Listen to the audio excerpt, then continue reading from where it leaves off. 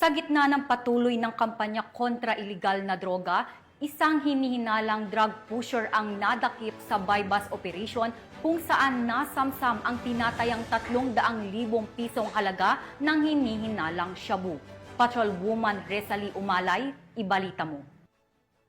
Ng mga tauhan ng Regional Police Drug Enforcement Unit 12, ang isang lalaki na tulak ng iligal na droga. Kinilala ang nadakip na si alias JM, 24 anyos, tinuturing na high-value individual at residente ng Barangay Lanao, Kidapawan City. Nasakote ang sospek sa ikinasang buy-bust operation sa Purok 5A, Barangay Balindog, Kidapawan City, Cotabato. Nakumpiska kay JM ang nasa 55.1 gramo ng hinihinalang shabu na may standard drug price na 374,680 pesos. Sa kabila ng matagumpay na operasyon, tinitiyak naman ang ating kapulisan na mas lalo pang paiigtingin ang kanilang kampanya kontra iligal na droga tungo sa kaayusan, kapayapaan at kaunlaran ng komunidad dahil dito sa bagong Pilipinas ang gusto na pulis, ligtas ka.